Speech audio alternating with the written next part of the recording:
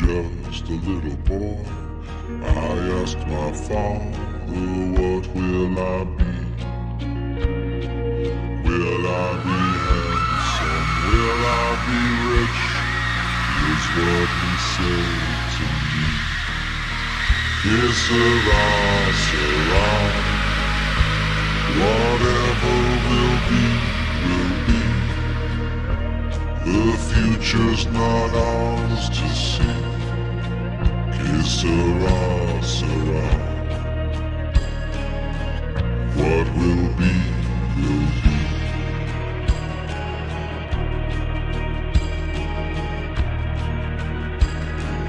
Hello, everybody. This is Alicia and Liz, and this is the Decoded TV network, and this is from Decoded. This is going to be a little excerpt from season 2, episode 10, titled Once Upon a Time. We got some interesting answers or non-answers and a couple cliffhangers, so I'm excited to dive into this with you. Some of the theories that we discuss aren't always ones that we actually necessarily believe are like the truth of what's happening. It's just that if we've had an idea or a possibility, or we've noticed people talking about certain theories quite a bit, whether or not we believe it, we feel like it's worth talking about if a bunch of people are talking about it. So I don't know, maybe let's discuss the evil entity versus maybe a non-evil entity, and just, I guess, the various communications that people have had and where we think they're coming from. Well, I was based on this episode with Abby's appearance and thinking back to Martin's appearance, both to Boyd, and then Reggie and what he ends up doing. I was trying to look at when visions might be genuine visions with people who've passed, when they might be your subconscious conjuring up, the image of someone so you can work out something. Or might the evil entity be coming in the guise of loved ones to try to sway what's happening? I went back and watched the conversation between Martin and Boyd in episode 2. And if you go back and watch it, Martin is being really evasive. Oh, yeah. And kind of trickstery. And everything he's saying is to dissuade Boyd, to get him out of there, and just to run back to town. Which we later learn is what the evil entity wanted. Right. Yeah. So that was fun to watch. Yeah. And then, also, there's been a lot of like speculation on where the hell the rope came from. But I think that's one of those things where, if that's then the case, if let's say Martin wasn't really, like, that wasn't really Martin, that was the evil entity, we're dealing with supernatural. So it doesn't have to be that a physical person threw that rope down. Someone who's been chained to a wall for I don't know how many years. Yeah. Starved and tortured. A, they couldn't reach the rope, and B, they wouldn't have the physical strength. Exactly. To throw it. Yeah. So his whole thing is, kill me. But then taunting Boyd with the Marine tattoo and, everything that Abby was right. And the Abby line comes off of Boyd won't leave him alone. Boyd's wanting to take him back to town with him. But Martin can't let that happen because it would be impossible. Right. Yeah. Well, true. So, that's a good point. He keeps trying to push Boyd into a different direction, off getting him out of there. And the Abby line comes when Boyd is trying to get him out of one of the cuffs. So, yeah, it's all a manipulation. Right. Yeah. Of Boyd. Yeah. Same with Abby. It's all about, why don't you just give up? Give up now and join me in death. And, nothing that you can do is going to matter. And I want to come back to this more in the end when we've talked a little bit more about what we think is going on, but it all tracks. Yeah. And to say join me in death and that not be the case, like, I wonder what would happen if Boyd had agreed to that and been like, okay, and then what would happen to somebody that agreed to do that? Yeah. I mean, it would take out, I think, someone that the evil entity is a little not afraid of, but definitely is trying too hard to figure shit out. Yeah, not being selfish enough. The other question that this brings up is, at the end when we get the reveal that Mary and Julie and Randall are indeed chained to the wall now in the whatever. But then are also in comas and their eyes are like glassed cataract looking over, and they're intermittently screaming as though they're being tortured. Well, and did that make you think of Kelly? Oh, yeah. You're right. I didn't even think about Kelly. That's so true. Yeah, suddenly screaming at nothing. Right. And what are they screaming at? Yeah. So, I mean, that does make, like, even when they were chained to the wall and we're watching them scream there, like, we still don't know what they're screaming at. Right. Exactly. Is it just sort of an internal torture? Or are they somewhere else where something's going on and that's what they're screaming about? I know. And they could be different. It could be that Kelly was, in a faraway tree because she's like, oh, did you hear that? Do you see that? And then screaming. Yeah. But I immediately thought of Kelly when for sure screaming was going on. The other question that I was going to bring up is that, okay, so if we know that the actual bodies of Julie, Randall, and Mary are, in town. Right. And then Boyd sees them chained up in the, I don't know, whatever that is, in the ruins. Tower. Yeah. Then that would, in my, like, logically speaking, you'd go, okay, well, then what is it? Like their soul is sort of split from their body in that moment. Like there's something that enables them to get tortured. But then if Martin was also there when Boyd was there before, then wouldn't that imply that Martin has a body somewhere that is in a similar state as to the others? And if so, like, where is he? Where is that body? And what's going on there? So I think that that's a question too. And I guess, my question is like, is that just the evil entity able to make you see things that aren't really there? Or is there a definitive split between like the mind and soul and then the body? Yeah. I mean, I've thought maybe the ruins is a special spot, where there's magic or extra magic. Right. Or some sort of portal spot. And then Sarah hears, she says, I hear the music box, I hear the screaming. And so I'm going, well, why are we not digging? Yeah, exactly. We need to dig more. It's in there. It's in the ground. It's in there. But then you're going, okay, so she can hear them. She knows that they're there, but we're looking at ruins. And then once the torch is lit, the ruins are then restored to their prior glory or whatever. And then so presumably that's also some kind of like either pocket universe within a pocket universe or a time, another time situation where they're suspended in someplace in time. And between two planes exactly. And Sarah can tune in to multiple planes similar to maybe Victor and possibly Ethan. I don't know. With Sarah, it was like she was a ghost hunter. You go into a haunted house and you're like, oh, it hurts, that's true. Sensing what's happening or what happened in a different time, same place, but So you feel like, okay, so Abby, we've got Abby, that was the evil entity. I believe so, because in season 1, she shows up in the spider forest. Right. A vision of her. She's calling, help me, help me. Boyd is the only one who can hear it. Sarah can't. Right. It's like, who are you talking to? So Boyd follows the noise and finds her. And she's wrapped up in webbing and then kind of comes forward and goes, ah! And then Boyd steps back, surprised, scared, and steps on something that unleashes a bunch of little spiders, similar to the cicadas. Right.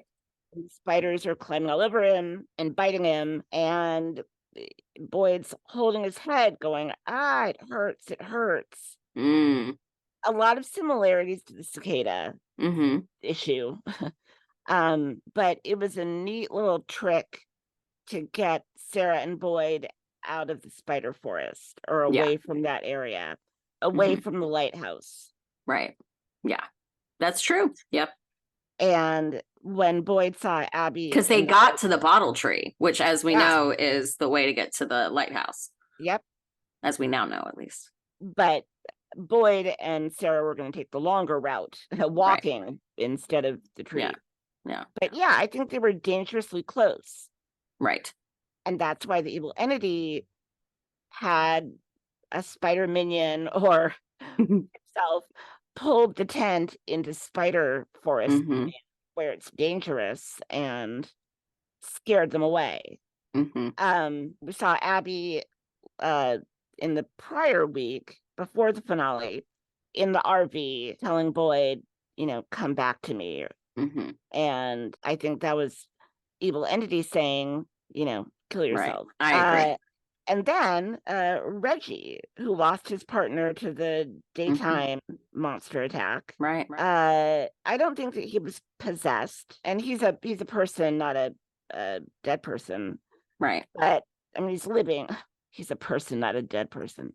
He's alive. He's not a ghost. However, we know the entity is trying to stop Boyd from doing what Boyd ends up doing, stopping the music. So I believe the entity, it didn't possess Reggie, but it did some puppeteering. Right. Yeah. Reggie was in the right state of mind where he could be controlled. Right. And pushing him to the brink like that. Yeah.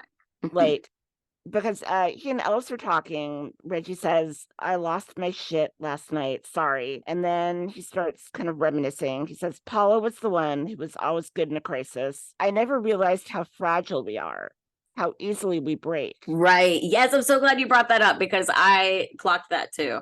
Yep. He says, I was downstairs making dinner like an idiot. And then Ellis says, it was nobody's fault. And then Reggie, kind of looking up and side, is like, yeah, nobody's fault. And I wrote, I'm going to kill Boyd. Look at you.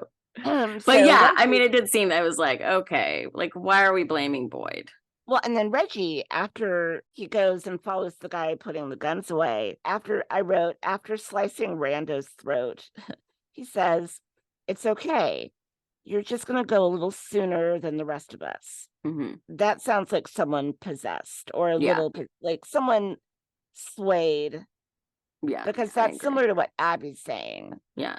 And it also like reminds me of Sarah when she just, slit her brother's throat. It was the same sort of sudden motivated by. Well, she was going after Ethan and got surprised.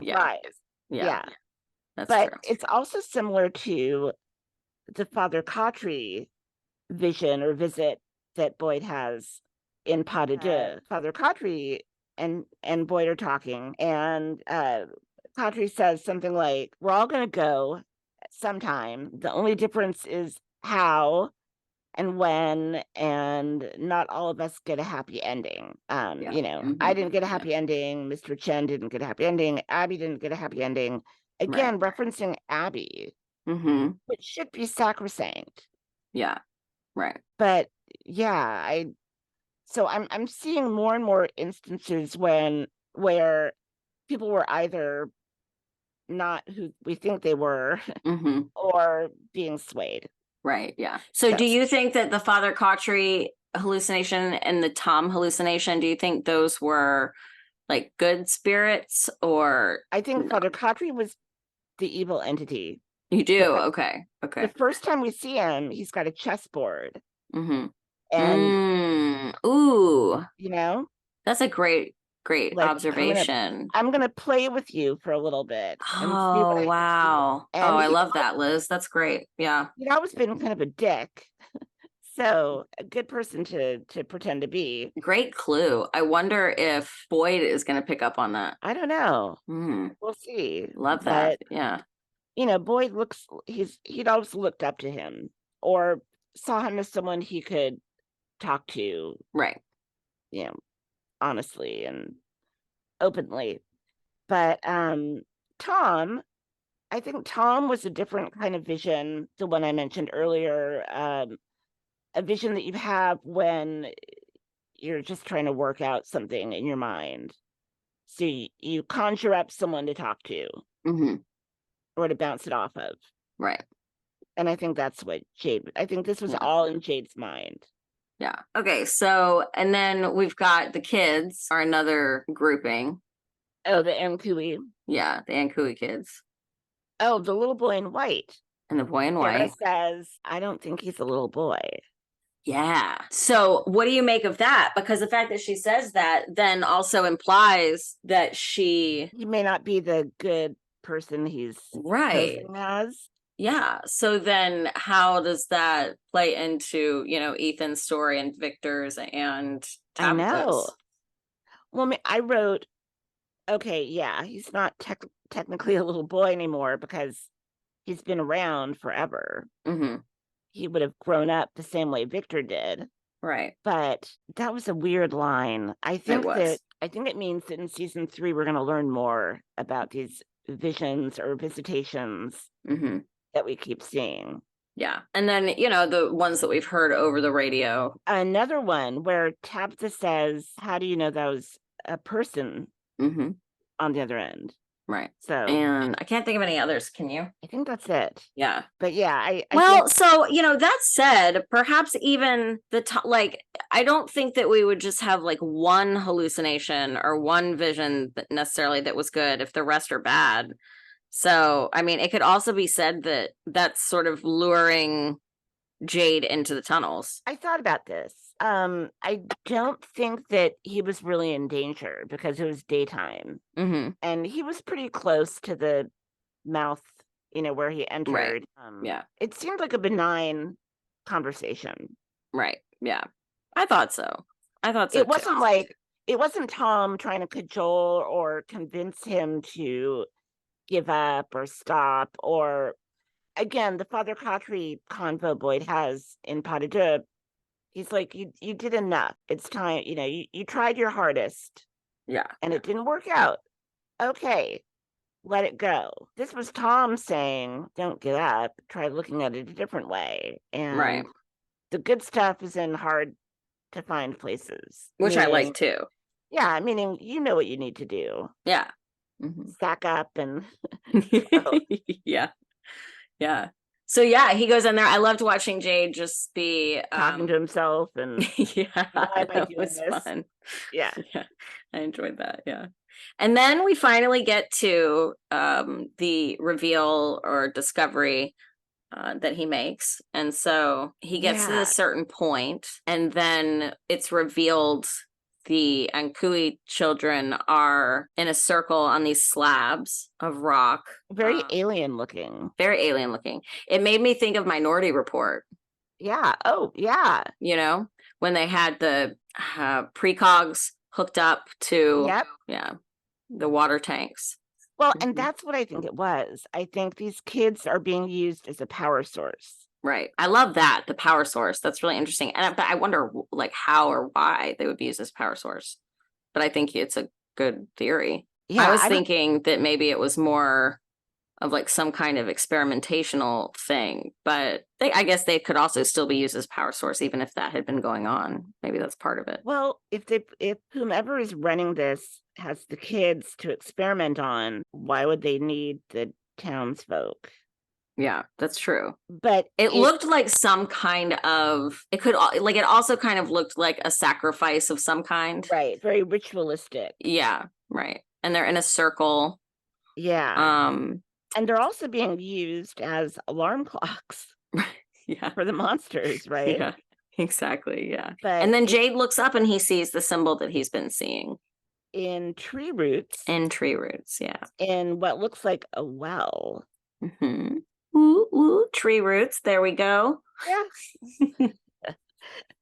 I clocked that. Yeah, but I also wondered when they did that reveal, I was like, oh, okay. So is that all that was? That symbol? Like, did it not mean anything? It was just meant to lead him to that spot, to take him to like to give him his next clue.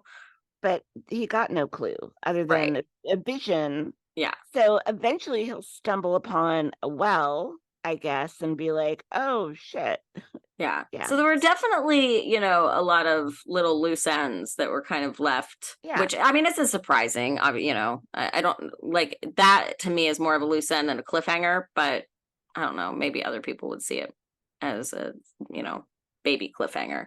I thought we'd get more information. Yeah. It was like an answer, but it provided way more questions.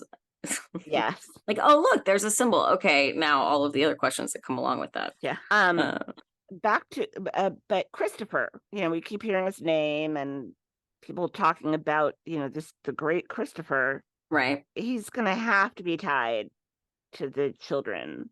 Yeah. Yeah. And maybe that'll be a season 3 thing as well. Yeah, they've brought up his name so many times. There's no way he's not important. I've been referring to the Anghkooey kids as the S2E kids. S2E. S2E. Bless you. Speaking of, let's talk about that. You know, what are the Anghkooey kids? What is Anghkooey? Right. And as we know, Googling it doesn't turn up anything specific on Anghkooey, but there have been some things found with similar etymologies. That it comes from an old Norse mythology story of like the right-hand man to death. Yeah. So Anghkoo, spelled Ankou, is it could be a term referring to the servant of death. Latin translation is this one. Okay. Yeah. So it says that Anghkoo appears as a man or skeleton wearing a black robe and a large hat which conceals his face, or on occasion simply as a shadow. So perhaps if they're saying that they're like trying to tell people, they're trying to tell Tabitha that, so perhaps it is a being or a person. Perhaps that's the evil entity. Yeah. Right? This one has us. This one. Yeah. So, you know, it looks very similar to the Grim Reaper and is a scythe. And it said that he sits atop a cart for collecting the dead, or to drive a large black coach pulled by 4 black horses and accompanied by 2 ghostly figures on foot. So, yeah, pretty much the Grim Reaper. And it's also been pointed out, I think, that they feel like that red thing that's on the cave wall is the big bad. That's what I've been saying. Yeah, which you've been saying. Yeah, exactly. So yeah, I think that you're probably right there. But it doesn't look like Anghkoo. No. Right. But it does have, I think it has a little bit of a scythe. I feel like I could see it. Well, in the photos. I can see what looks like the children around him, right? Or like slabs of kids or people lined up. You know, in fairy tales, kids are often used as a power source. Mm-hmm. Or as bait or something as well. Yeah. But they're used for their purity, their, you know. Mm-hmm. Yeah, that's true. Their flesh is tastier. You know. Is it, Liz? That's what I've heard. I'm no Yellow Jacket, but yeah, it's hard. Okay, so if you look up close at the figure, it looks like it's red, but if you look closer, there's a clear black shadow sort of outlining it behind it. Ooh. There's definitely 2 eyes and a smile, and other than that, it's a little hard to make out what about the rest, like, you know, super specifically. But yeah, the red thing is sort of casting a black shadow behind it. So I do think that that's probably what they're talking about. And don't you see little figures of people in circles or semicircles? Oh, check this out. What? Ooh, okay. So in our symbol video, we were talking about the symbol a lot. And so we were talking about, you know, we were going over this cave drawings, and we mentioned that underneath the symbol on the wall, there are like these weird rectangles, and they're like put in a semicircle around the symbol. And then behind that, they put all the stick figures of kids.